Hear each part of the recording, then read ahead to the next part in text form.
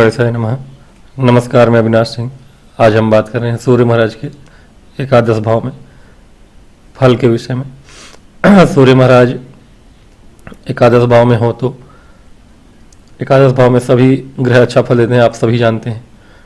और सूर्य महाराज हो तो विशेष लाभ दे सकते हैं यदि वह पीड़ित ना हो।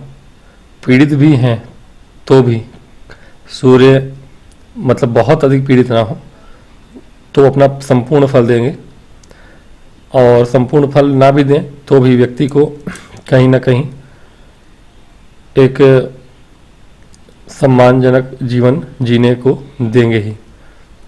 लेकिन शुभ शुभ हो अगर सूर्य तो क्या फल है स्त्री जातिकाओं के लिए।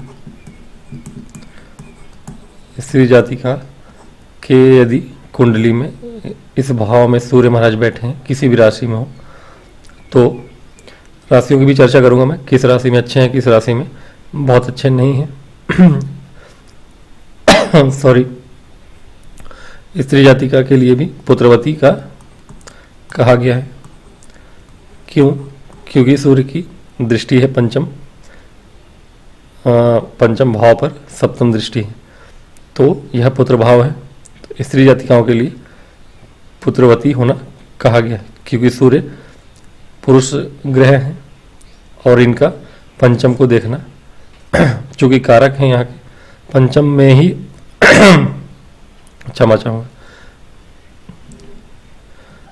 पंचम भाव पे सूर्य महाराज की दृष्टि होना यह दिखाता है कि स्त्री जातिकाओं के लिए माना जाता है कि पुत्र संतति है ना, पुत्रवती होना पुत्रीवती होना अंतर है, तो पुत्र संतति होना बताया गया है।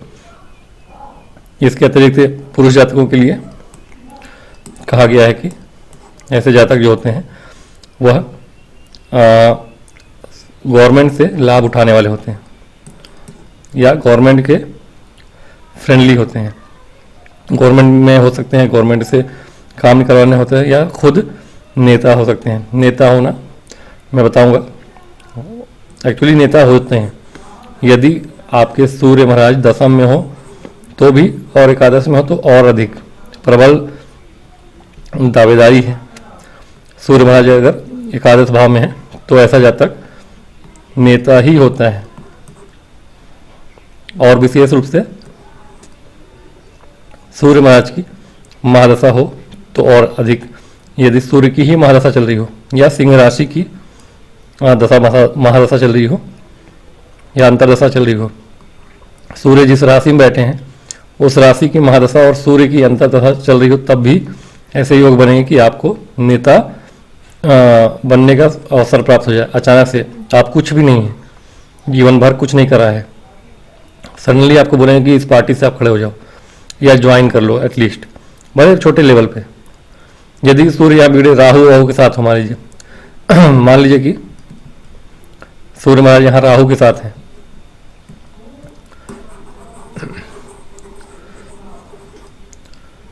और किसी प्रकार गुरु हो इनके साथ या गुरु की दृष्टि पड़ रही हो, कहाँ से पड़ेगी? यहीं से पड़ेगी या फिर यहाँ से पड़ेगी, 1 2 3 4 5, या फिर यहाँ से पड़ सकती है।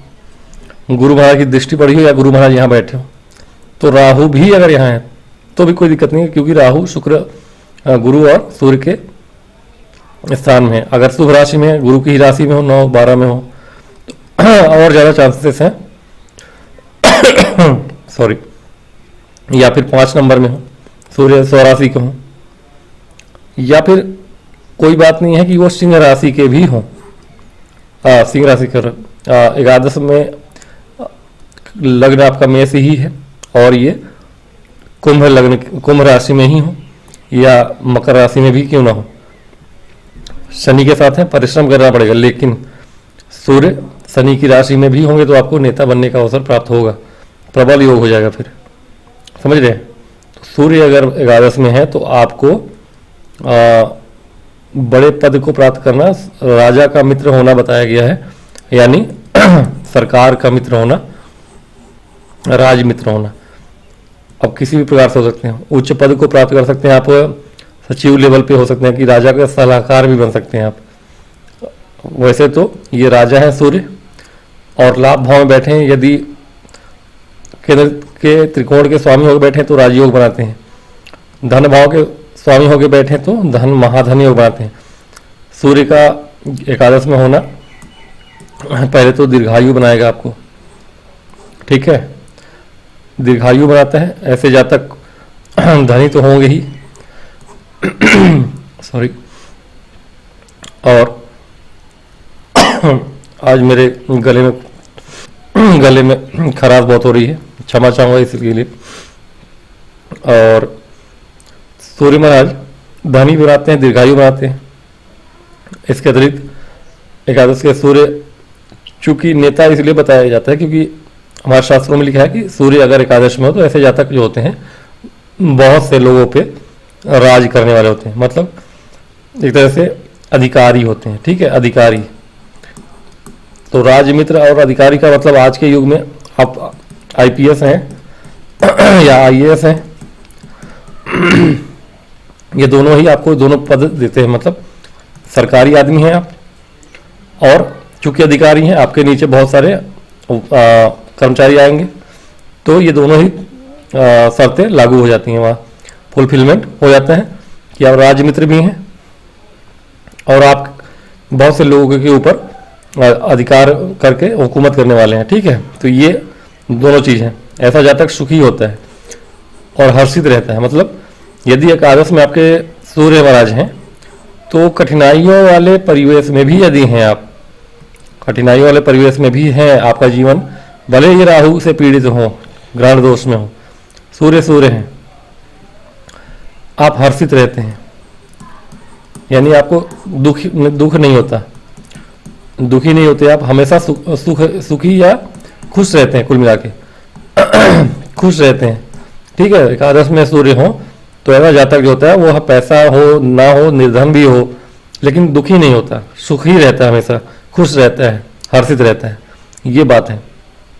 पंचम पे इनकी दृष्टि होती है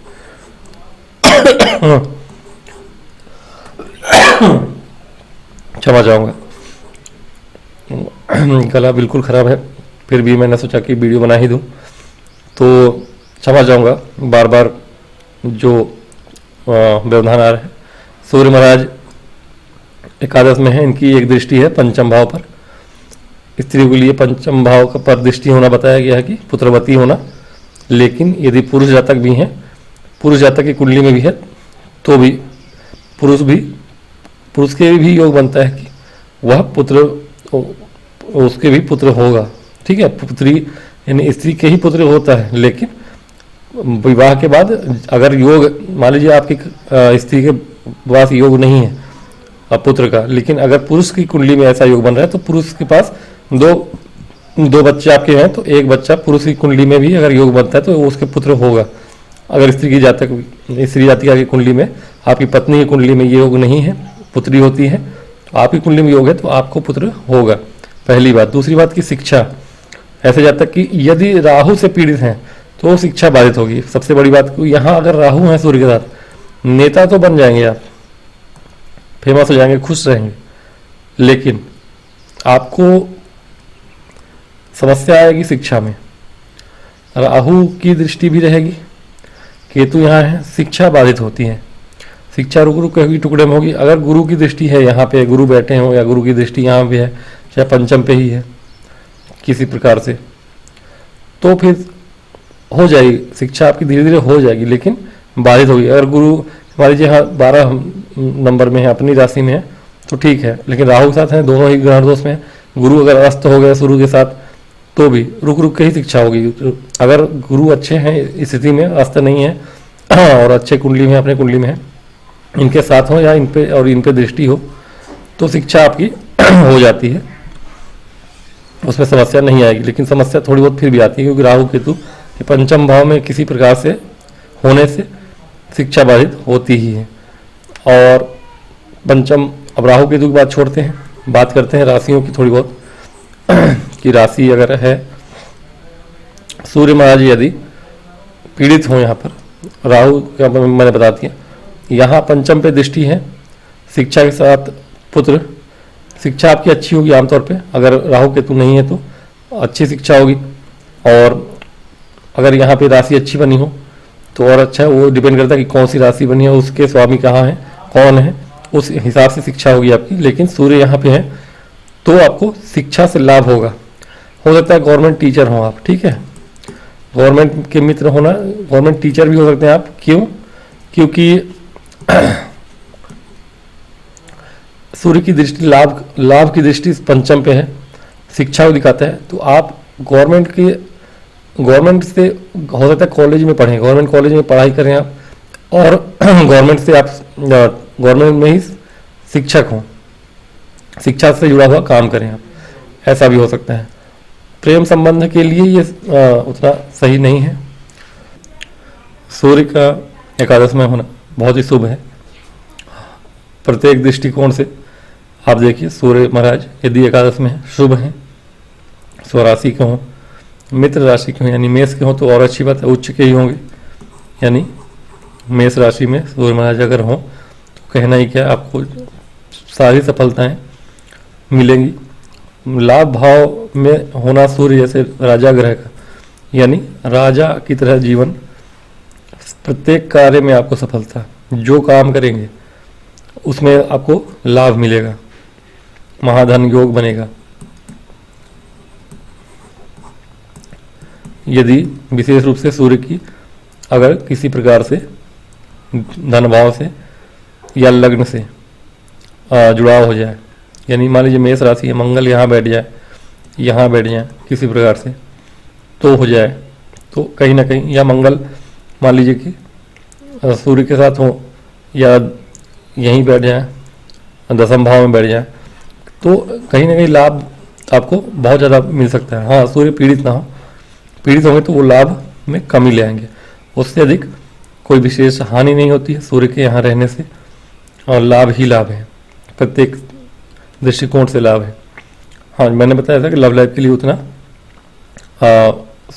अच्छा नहीं होता है, लेकिन यहाँ पे सूर्य महाराज का होना ज़्यादा नुकसानदेह है।